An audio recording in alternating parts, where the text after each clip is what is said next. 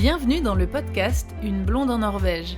Vous pouvez soutenir l'émission en devenant membre sur Patreon. C'est une plateforme de financement participatif avec plusieurs niveaux d'abonnement. Vous avez accès à tout ce contenu exclusif à partir de 2 € par mois. Vous pouvez aussi faire un don unique avec PayPal. Le meilleur moyen pour faire connaître le podcast est d'en parler autour de vous et de partager les épisodes. Et surtout, vous pouvez laisser un avis avec des petites étoiles sur Apple Podcast et sur Spotify.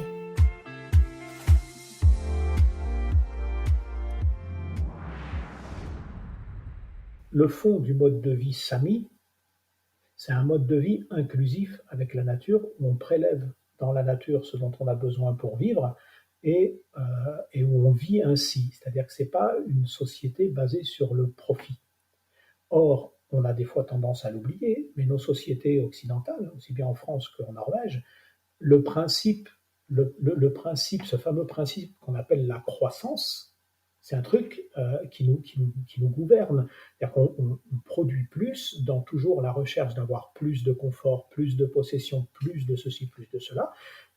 On est une culture de type extensif comme ça, et ce n'est pas du tout le cas. La culture Sami, à la base, n'est pas une culture productiviste. Donc, dans son principe même, elle est à l'opposé. Donc ça, même si dans le quotidien des gens, ce n'est pas forcément quelque chose dont tout le monde a conscience, c'est quelque chose qui joue en souterrain et qui montre deux modes de vie et deux formes de culture qui sont différentes, qui pourraient discuter, dialoguer, bien sûr. C'est pas, la différence n'est pas forcément source de conflit, mais se rajoute à cette différence fondamentale des éléments conflictuels du fait que, là on parle de la Norvège, mais c'est exactement la même chose chez les voisins suédois et finlandais, les Norvégiens en Norvège du Nord sont des colons.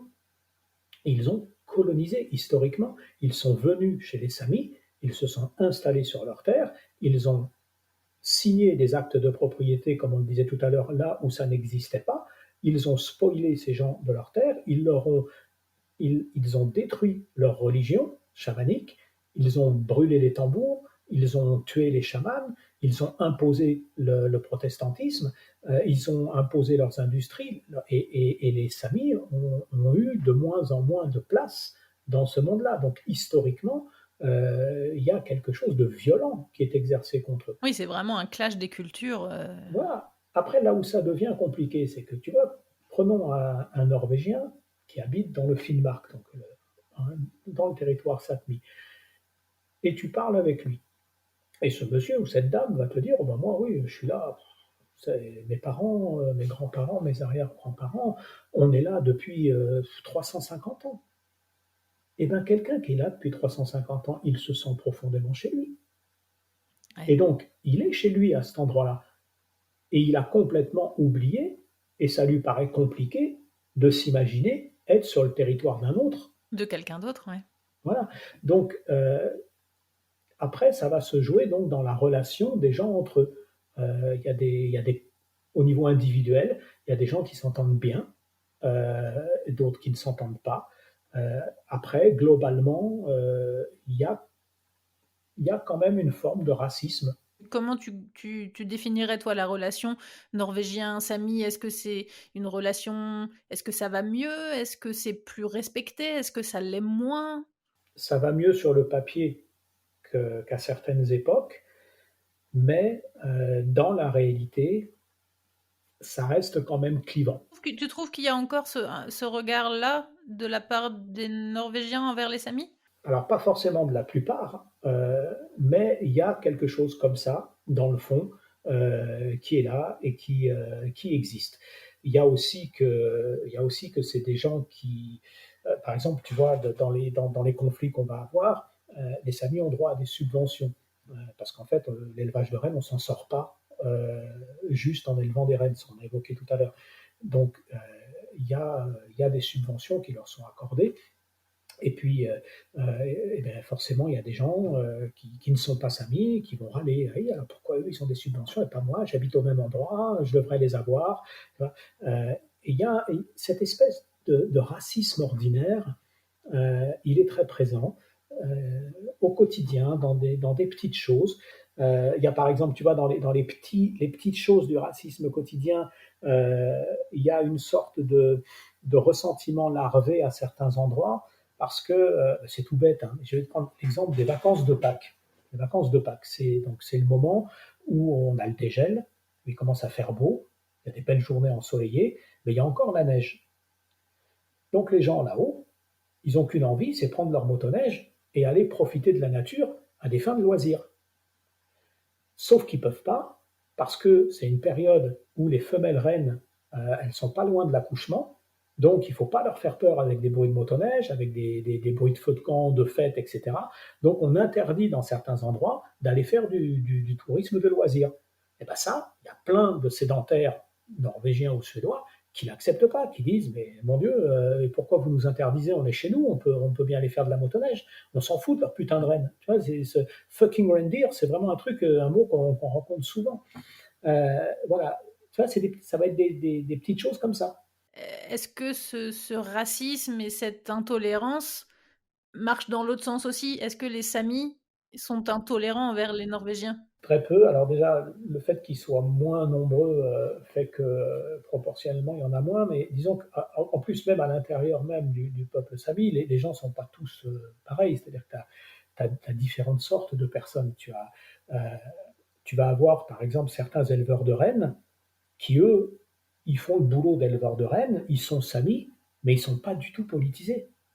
Pas du tout, ils s'en foutent. Ils disent, bah oui, ils vont me dire qu'eux, ils sont comme des éleveurs de vaches, quoi. Ils font leur boulot, c'est ça qui les intéresse, et ils n'ont pas envie de se mêler de politique. Voilà. Et tu as une très petite minorité qui, euh, qui agit politiquement. Ce qu'il faut voir, c'est que c'est un peuple qui a été oppressé tout au long de son histoire depuis l'arrivée des colons. Ils les appellent les colons, hein, d'ailleurs. Parce qu'ils ont leur propre parlement aussi. Oui, mais depuis les années 80, hein, c'est très récent. C'est 1989, le premier parlement sami. Donc tu vois, c'est très très récent. Et ne pas oublier que c'est un parlement consultatif. Donc le parlement sami, il est à Karasjok en Norvège, à Kiruna en Suède et à Inari en Finlande. Les trois sont des parlements consultatifs. Ça veut dire qu'ils ont le droit d'exprimer leur opinion, mais elle n'a aucune espèce de valeur Elle n'a pas décisionnelle. de valeur, quoi. Voilà. Ouais. C'est l'État fait bien ce qu'il veut. Et, et en fait, bah, le problème de... Je ne dirais pas qu'il y a du racisme de la part des Samis vis-à-vis des Norvégiens ou des Suédois. Il y a de la prévention. Ils ont beaucoup de prévention. Ils se méfient terriblement. Parce qu'on leur a tellement de fois planté un couteau dans le dos. C'est un peu comme les Amérindiens aux États-Unis. C'est des gens qu'on a trahis en permanence. Alors la différence, c'est qu'ils ne vivent pas dans les conditions horribles que sont celles des Amérindiens dans les réserves américaines aujourd'hui, euh, mais dans le principe, ils sont oppressés de la même façon. Il y a beaucoup de Samis, comme tu disais tout à l'heure, il y a des Samis qui ne sont pas forcément éleveurs de rennes, mais il y a aussi beaucoup, comme partout dans le monde et comme dans plein de pays, beaucoup de jeunes Samis qui partent de ce territoire pour faire leurs études, pour aller travailler ou parce qu'ils ont rencontré quelqu'un, etc. Et la plus grosse population de Samis, je crois qu'elle est à Oslo. Oui, on a coutume de dire ça, tout à fait. Et donc c'est pour ça que je te disais que sur l'ensemble de la population sami, ceux qui vivent vraiment de l'élevage du renne et donc qui exercent le mode de vie traditionnel de cette culture, c'est à peine 10% de la totalité des Samis. Et donc c'est des gens qui sont soumis à une très très forte pression. Et pression, oppression.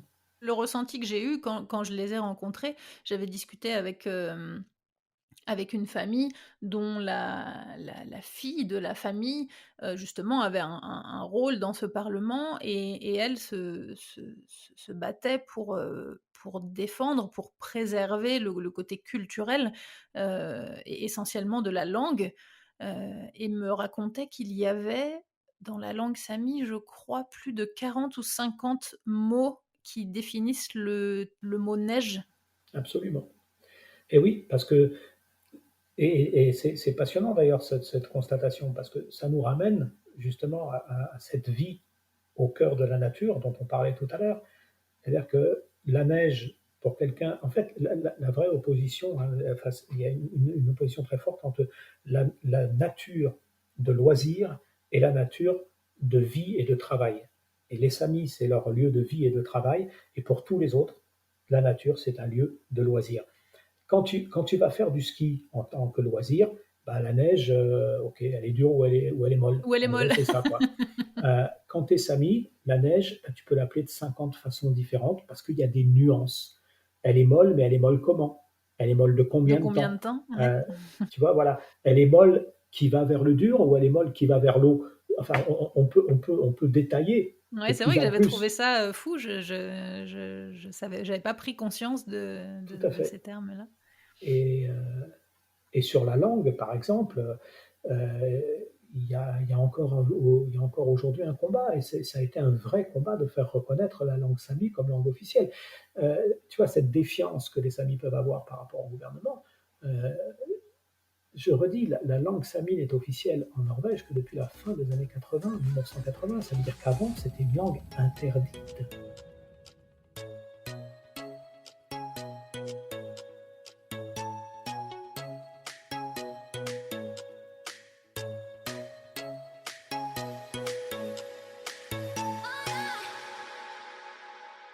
Tu vois, ça a commencé à la fin de la Seconde Guerre mondiale. On sortait d'une guerre contre une dictature abominable, contre le nazisme, donc on ne pouvait pas trop se comporter de manière officiellement ultra brutale avec ces minorités. Donc il a fallu trouver un petit peu on a enrobé tout ça dans du discours d'intégration. Et notamment dans les années 50, euh, la Norvège a créé dans le Grand Nord tout un tas d'internats pour les enfants. Et l'idée, ça a été présenté comme une idée généreuse. C'est-à-dire que bah, tous ces sauvages, en fait, hein, que sont les éleveurs de rennes, qui ne sont pas éduqués, ces pauvres enfants qui n'ont jamais été à l'école, on va leur donner accès au monde de la culture et de l'éducation. Mais comme ce sont des gens nomades, il n'y a pas d'école dans la forêt ou dans la montagne. Alors le seul moyen de faire l'école à ces jeunes, c'est de les regrouper dans des internats. Ça, c'était le discours officiel pour leur bien. La réalité de ces internats, c'est que les enfants étaient coupés pendant la majeure partie de l'année de leurs parents, qu'ils revoyaient juste l'été, et pendant tout ce temps, on leur interdisait de porter le costume traditionnel, on les obligeait à s'habiller à la norvégienne, on leur interdisait de parler leur langue, on leur interdisait de chanter leur yoïque, et ils étaient obligés d'apprendre le norvégien et d'abandonner leur langue à eux. Et on leur apprenait également que c'était pour leur bien, parce que la culture dont ils venaient, c'était vraiment des gens qui étaient très arriérés. Et c'est comme ça qu'on a créé des générations d'enfants qui ont eu honte de leurs parents, de leurs grands-parents, voilà, qui sont partis justement vers les grandes villes et qui sont partis dans l'industrie maritime et autres, et qui ont cessé d'être samis, tu vois. Et est-ce qu'il y a eu une période où justement cette langue sami, cette culture sami, ce peuple sami a été en danger de disparaître? Oui, ben, cette période-là, justement, elle a été en grand danger de disparaître parce qu'il y avait vraiment une œuvre d'acculturation à grande échelle. Dans les siècles précédents, ça jouait moins. L'oppression était peut-être même pire du point de vue de la violence exercée. On tuait beaucoup plus facilement. Là, tu vois, dans ce XXe siècle, on ne les tue pas, les Samis. On essaye de faire disparaître ce qu'ils sont. Voilà, on va les transformer, on ne va pas les tuer. Avant, on les tuait. On les transformer en norvégiens. Voilà, là, on va les transformer en Norvégiens. Mais à l'époque, dans les époques XVIIe, XVIIIe siècle, XIXe siècle, ce qui protégeait en quelque sorte un peu les Samis, c'était leur mobilité. C'était des gens qui disparaissaient et puis on ne les voyait pas une grande partie de l'année. Puis quand sur les points de rassemblement, alors là, on leur mettait la pression. Et donc leur langue était préservée, etc. Mais dans cette ère du XXe siècle, on allait les chercher dans leur forêt, dans leur montagne, on leur prenait leurs enfants. Donc c'était directement l'avenir de ce peuple qui, euh, qui était attaqué dans sa nature profonde. Et ça a été comme ça jusque quand? Ça a été comme ça jusqu'à la révolution, enfin la révolte des années 80 en Norvège, où il y a vraiment eu un gros, gros coup d'éclat qui a complètement transformé les choses. En fait, ce système d'acculturation, il s'est développé euh, avec, de la part du peuple norvégien non sami, une forme d'indifférence. Les gens, ils savaient qu'ils avaient dans le Grand Nord quelques espèces de nomades, mais ils ne savaient pas trop ce que c'était, et on ne s'interrogeait pas énormément dessus. Euh, il y avait, c'était quelque chose de loin, et on ne s'y intéressait pas. Par contre, sur place, le travail d'acculturation se faisait. Et à la fois ce système que j'ai évoqué des internats, mais aussi d'autres choses assez sournoises. Hein. C'est pour ça qu'on appelle ça aujourd'hui l'ère de la honte, parce que les Norvégiens reconnaissent eux-mêmes aujourd'hui qu'ils ont été abominables avec les Samis. C'est-à-dire que la culture Sami, c'est une culture communautaire, c'est une culture de type communiste, c'est-à-dire qu'on met tout en commun, et dans laquelle l'argent est arrivé très tard. Et l'argent, l'échange, le troc, etc., on était beaucoup plus dans le troc, mais la notion de l'argent est arrivée très tard. Et c'est quelque chose qui est pas simple. Tu vois, l'idée de se forger un capital, d'investir ce capital dans sa retraite, dans sa santé, dans toutes ces choses-là, c'est des choses assez complexes à comprendre quand on n'est pas né dans le système. Et ce qu'a fait l'État norvégien dans les années 60, c'est qu'en plus donc, de mettre les enfants dans les internats, euh, eh ben, ils ont proposé aux Samis de leur racheter leur reine et de faire d'eux des éleveurs payés par l'État, des employés de l'État pour garder des rennes qui appartiendraient à l'État. Donc en gros, ça c'était aussi vraiment une volonté de définitivement se débarrasser de ces nomades, puisqu'on voulait créer des espaces dans lesquels les rennes ne feraient plus de transhumance, et en fait où les Samis deviendraient des éleveurs de rennes comme on a des éleveurs de vaches ou de moutons. C'était ça le but. Donc on a proposé à ces Samis de leur racheter leurs troupeaux sans leur expliquer la valeur de l'argent. Et ces gens, pour beaucoup d'entre eux, ont accepté parce qu'il y avait des tentations. C'est-à-dire qu'on leur proposait le confort, une maison. Des bonnes conditions, ouais. Et donc, il y en a pas mal qui ont accepté. Et la vente du troupeau, ça constituait leur patrimoine. Donc, sauf qu'on ne leur a pas expliqué ce que c'était la valeur de l'argent. Donc, Oui, c'est ça, ils savaient pas quelle valeur ça avait, en fait. voilà, donc beaucoup d'entre eux ont vendu leur troupeau. Avec l'argent qu'ils ont eu, très innocemment, ils ont jubilé. Ouais. Ils se sont achetés plein de trucs. C'est des gens, enfin, les cadeaux qu'on se fait les uns aux autres, culturellement, c'est quelque chose d'important. Donc ils se sont fait des tas de cadeaux les uns les autres. Euh, et puis ils ont tout dépensé. Et quand tout a été dépensé, ils sont retournés euh, voir les autorités en disant, voilà, il faut m'ordonner parce que maintenant j'en ai plus. J'en ai plus. Et là, on leur a dit, mais on vous a tout donné, c'était une fois pour toutes. Ouais. Et donc, on les mettait sciemment en position de se ruiner pour qu'ils soient danger, ensuite complètement dépendants de l'État. Et ça, donc, ça a perduré, ce type de comportement difficilement visible, hein, parce qu'on n'en parlait pas de tout ça. Et ça, il y a des chiffres, on a un pourcentage d'éleveurs Samis qui ont fait cette démarche, qui seraient tombés, entre guillemets, dans ce piège? J'ai pas de pourcentage exact, Non. mais il y en a quand même pas mal. Hein. Il y en a Il y en a beaucoup, quand même ouais. pas mal qui ont fait ça. Et donc ça, plus le dénigrement de la culture auprès des enfants, et donc des enfants qui ne reviennent pas dans leur famille, euh, le nombre des Samis, effectivement, il a un peu fondu dans toutes ces années 60 à 80. Et puis, en 1979, dans la ville de Alta, en Norvège, il y a une rivière, la rivière Alta, qui est importante. L'État norvégien décide de créer un barrage pour une centrale électrique. Et, et ce barrage, il va noyer, la création de ce barrage va entraîner la noyade de territoires qui sont des espaces ancestraux des Samis, c'est-à-dire des endroits où ils ont culturellement des anciens lieux de culte de leurs anciennes religions, qu'ils ne pratiquent plus, mais auxquels ils tiennent tout de même. Il y a des lieux de pâturage des rennes qui vont eux aussi être noyés, et un village entier de Samis qui va être noyé. Alors évidemment, hein, l'État norvégien leur promet qu'ils vont être relogés, mais eux, ils ne veulent pas être relogés. Et ils veulent rester chez eux. Enfin, et puis ils veulent garder leurs terres, ils veulent garder les pâturages pour les rennes.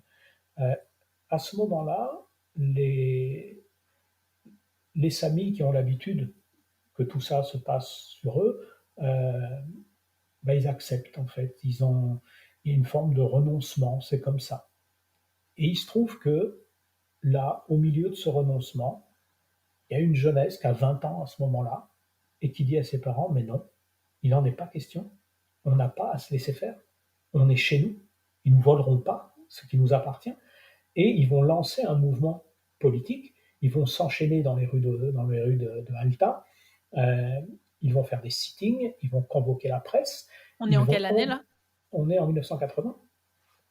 Ils vont envoyer une délégation à Oslo avec des quotas, donc des tentes, des tipis, avec des rennes, avec les costumes traditionnels. Ils vont installer un campement devant le Parlement d'Oslo, devant le Storting.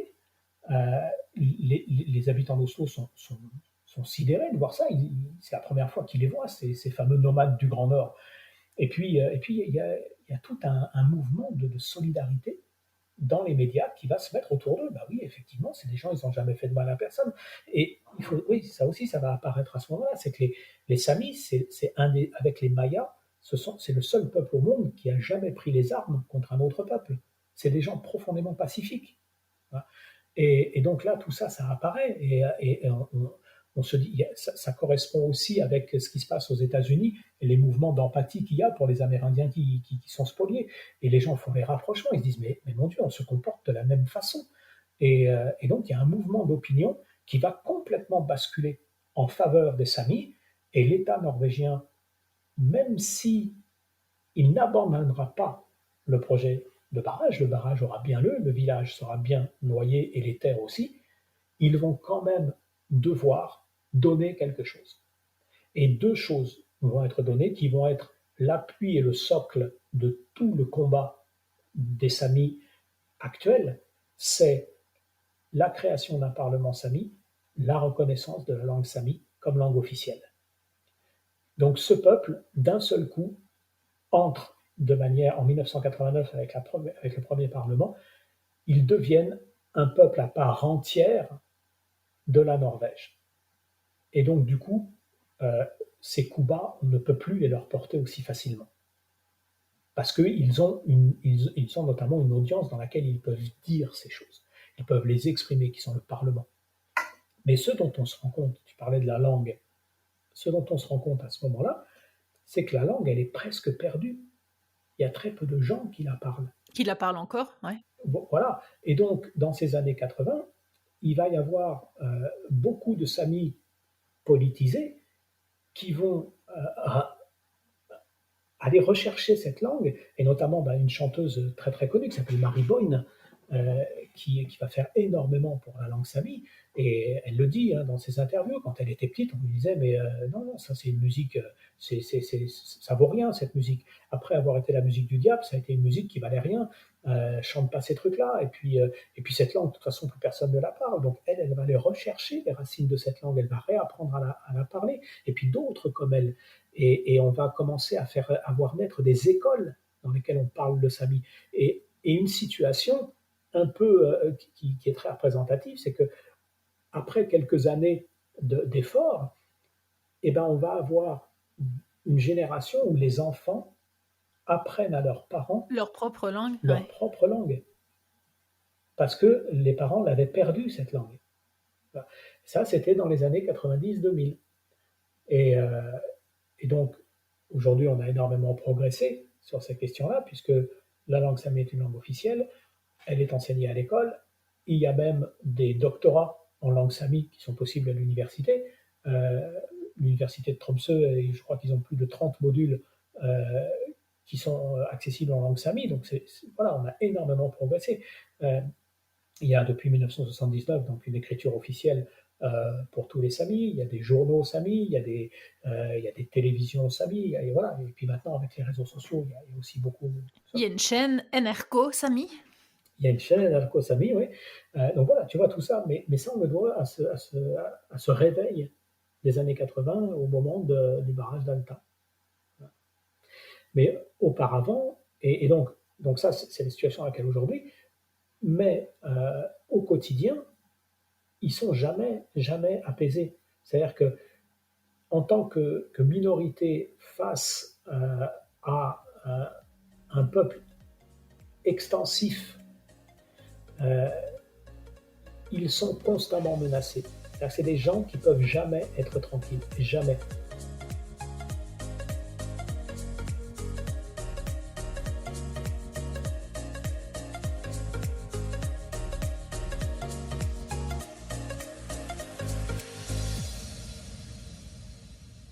Les États scandinaves accusent les Samis de détruire l'environnement et en faisant de la surpâture pour leurs animaux. Ah oui, d'accord. Et ce qui est complètement aberrant, parce que eux, ça fait des siècles qu'ils font ça. Ils sont une toute petite minorité qui vit en harmonie avec l'environnement, et on les accuse d'être des gens qui, en fait, ne pensent qu'à leur profit, alors que c'est absolument pas ça, que leur culture prouve l'inverse. Oui, puis vu la taille des territoires, ça va, il y a de la place, quoi. Et voilà. Très très récemment, en 2019, l'État norvégien, il y a eu un procès retentissant, hein, l'État norvégien a obligé un éleveur sami à tuer la moitié de son Oui, troupeau. ouais, je me rappelle, ouais. Et il y a eu une condamnation du Comité des droits de l'homme de l'ONU, une condamnation de cette décision de la Norvège. Et l'argument, c'était qu'il avait trop de bêtes et que ça abîmait les sols, Oui, c'est vrai. ce qui est complètement aberrant. Ouais. Quand on voit que dans le même temps, les Norvégiens n'hésitent pas à créer une mine de cuivre qui pollue, à vouloir développer des voies ferrées qui vont, notamment, il y a un projet de voie ferrée entre Bodø et Tromsø qui va passer sur les territoires de pâturage. Puisque toute la culture et les traditions des Samis, sont autour du renne et de l'élevage des rennes, comment ça se passe, l'élevage concrètement? Alors, l'élevage, ça c'est une des grandes forces des Samis, c'est qu'ils ont réussi à garder et à transposer le mode d'élevage traditionnel au monde moderne. Donc, dans la structure traditionnelle pré-chrétienne, hein, je dirais, enfin, euh, même de l'époque chrétienne, on va dire 15, 16, 17, 18, 19e siècle, ça s'organisait ainsi. Dans la famille, vous aviez un troupeau collectif. Les membres de la famille chaque membre de la famille possédait un certain nombre de rennes dont il était responsable, et le troupeau appartenait à la communauté. Et donc, chacun travaillait à ce que le troupeau prospère pour la communauté. Donc ça, c'était le principe ancien, qui excluait toute monétisation. On était en vase clos, comme je l'expliquais tout à l'heure, donc quelque chose d'absolument pas adapté au monde économique moderne. Donc, et puis c'était des toutes petites structures, 10, 15 personnes, des petits troupeaux de, je sais pas, il y avait 400 bêtes, quoi, grand maximum. Aujourd'hui, on estime, les troupeaux, aujourd'hui, c'est 4000, 5000 bêtes. Aujourd'hui, en dessous de 200, 300 rennes par personne, on a énormément de mal à survivre. À en Et, vivre, ouais. et c'est plutôt 400 par personne pour des troupeaux qui peuvent faire 4000, 5000 animaux. Donc là où ils ont transposé, c'est que c'est plus. Alors on a gardé la structure dans une famille d'éleveurs samis, chacun possède un certain nombre de rennes et le troupeau, il est commun et il est géré par le patriarche, qui est, on l'a évoqué tout à l'heure, toujours un garçon. Mais par contre, chacun a un peu son mot à dire sur ses propres rennes, hein. On discute, hein, au moment des abattages, tout ça, c'est pas un truc pyramidal. Euh, donc là, ça existe toujours. Mais ça ne serait pas rentable juste à l'échelle d'une famille comme ça l'était avant. Donc, ce qu'ils ont fait aujourd'hui, c'est qu'ils ont créé des coopératives qu'on appelle des SIDA. Donc, ce sont des groupements de familles. Donc, on a une dizaine de familles qui forment un district d'élevage de rennes. Et ensemble, ils ont un immense troupeau qu'ils vont gérer collectivement auprès des industries de la viande à qui ils vont vendre la viande de boucherie, et aussi pour le travail quotidien auprès des animaux.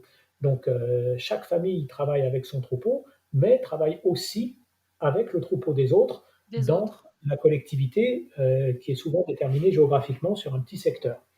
Donc ça, c'est l'organisation globale technique. Après, eh bien, on suit le mode de vie des rennes. Donc, les femelles sont. Le rut chez les rennes a lieu au mois d'octobre. Donc, au mois d'octobre, là, on n'approche pas du tout les rennes parce que c'est la seule période de l'année où ces animaux peuvent être dangereux. Sinon, vis-à-vis de l'homme, ce n'est pas des animaux agressifs. Il n'y a jamais eu de cas d'attaque de reine qui attaquait un homme, sauf en période de rut. Donc, quand c'est une période de rut, on laisse les animaux entre eux, Tranquille, et ouais. une fois que c'est fini, on les rassemble et on procède à l'abattage, oui, du début de l'hiver. C'est-à-dire qu'en fait, le, les rennes se nourrissent de lichen l'hiver, et uniquement de lichen. Donc l'hiver, c'est une période de survie pour eux, avec un seul aliment à manger. Euh, donc ils ne sont pas très gros. Par contre, l'été, ils sont capables de manger 360 différentes sortes de plantes. Donc là, ils engraissent énormément pendant l'été. L'été, c'est le moment où ils sont dans les grands pâturages libres, où les petits sont nés, les petits naissent au mois de mai. Donc, quand la fin de l'été arrive, on les réunit, on les réunit au mois de septembre, on procède à l'abattage. Donc l'abattage, c'est quoi? C'est qu'on choisit dans le troupeau, donc chacun retrouve son troupeau, on les réunit dans d'immenses chorales qu'on subdivise en plus petits chorales pour chaque famille. Chacun compte ses animaux, on voit si le troupeau a grossi ou au contraire s'il a maigri pendant l'été, c'est-à-dire s'il y a beaucoup de petits veaux qui sont nés, si le troupeau a prospéré, ou au contraire s'il n'y a pas eu beaucoup de veaux et puis qu'il y en a qui sont morts par accident ou mangés par des prédateurs, Par etc. des prédateurs, ouais. Voilà. Donc, en fonction de tout ça, on décide combien d'animaux on va abattre pour la boucherie, pour l'équilibre du troupeau. On ne tue que des mâles entre 2 et 4 ans, sachant qu'un renne peut vivre entre 15 et 20 ans. On ne tue jamais les femelles parce que les femelles portent les petits qui sont l'avenir du troupeau. Et une fois qu'on a procédé à cet abattage, on lâche, on lâche les rennes pour le rut. Et ensuite, après le rut, les femelles sont gestantes. Et là, le travail va consister à surveiller le troupeau dans les pâturages d'hiver pour les raisons que j'ai évoquées tout à l'heure, c'est-à-dire les prémunir contre les prédateurs, les prémunir contre l'absence de nourriture, contre les pénuries de nourriture, les aider en leur amenant éventuellement à manger, et puis en surveillant aussi que les femelles ne tombent pas malades, et quand c'est le cas, de les amener dans des chorales où on va les soigner. Sinon, le reste, c'est la nature qui gère ça, et elle le gère plutôt bien, c'est-à-dire que les rennes sont les seuls cervidés qui perdent leur bois aussi bien mâles que femelles. Donc les mâles et les femelles perdent leur bois, mais ils ne les perdent pas en même temps. Il y a une hiérarchie qui existe au sein des rennes. L'animal dominant, c'est l'animal qui porte les bois. Ouais. Donc, pendant la période du rut, évidemment, c'est les mâles qui ont des très beaux bois, mais dès que la période du rut est passée, les bois des mâles tombent et les bois des femelles poussent. Donc, les femelles se retrouvent en hiver en position de supériorité Dominante. face aux mâles. Et ça a eu, dominante, voilà. Et ça a une incidence importante parce que les rennes sont des animaux très individualistes. Ils ont à la fois un instinct grégaire très important, ils sont toujours en très grand troupeau, mais en même temps, ils sont très individualistes. C'est-à-dire que les mâles, par exemple, ne vont jamais aider une femelle à trouver de la nourriture. Même si la femelle porte le bébé, qu'elle dépense donc une énergie beaucoup plus importante que le mâle et qu'elle aurait besoin d'un soutien. Ouais. Le C'est mâle chacun ne pour l'aidera soi, pas. quoi. Au contraire, c'est chacun pour soi. Au contraire, le mâle, il aurait tendance à lui piquer sa bouffe. Lui piquer sa Pour bouffe, éviter ouais. ça, le système naturel, oui, pour éviter ça, le système naturel a fait que les femelles ont les bois en hiver, donc elles sont dominantes. Et comme elles ont besoin de conserver leur énergie, on observe ça sur les troupeaux, elles laissent les mâles qui n'ont plus de bois creuser, chercher le lichen. Alors, ils respirent la neige et ils sentent, ils ont un odorat très très développé, et ils sentent sous la neige, ils sentent le lichen et ils vont le chercher. Eh ben, on a calculé que pour 3 trous creusés par un renne mâle en hiver, il en bouffait un, parce que les femelles viennent lui piquer. Elles les laissent creuser, D'accord. et quand ils ont trouvé, elles arrivent avec leurs cornes, elles les poussent et elles le prennent. Ah, c'est des malines, hein. Oui, mais si elles ne faisaient pas ça, elles ne survivraient pas à l'hiver. Et les autres ne les aideraient pas. Donc l'hiver se passe de cette façon-là. Et arrive donc le mois de mai. Alors les femelles sont gestantes pendant 9 mois et elles ont un bébé par an. Le bébé naît au mois de mai et c'est le moment où commence la transhumance vers les pâturages d'été. Donc là, on peut faire un premier marquage. Donc là, on réunit les rennes et puis on marque alors les rennes, parce que, comme je te disais tout à l'heure, les rennes appartiennent à des gens, il faut bien les reconnaître, ces rennes. Donc, de tout temps, traditionnellement, il y a une marque sur une oreille qui est la marque d'appartenance à la famille et une marque sur l'autre oreille qui est l'appartenance à l'individu dans la famille. Donc avec les deux oreilles, on sait à quel individu dans quelle famille appartient un renne. Et quand les petits rennes naissent, eh ben, on leur fait cette marque. Mais tous les petits rennes ne sont pas nés au moment de la transhumance d'été, et puis on les attrape pas tous. Donc au retour de la transhumance d'été, il y a un second marquage pour les petits veaux, et là, il suffit de voir avec qui ils sont toujours avec leur maman. Donc là, le veau appartient à la personne à qui appartient la maman.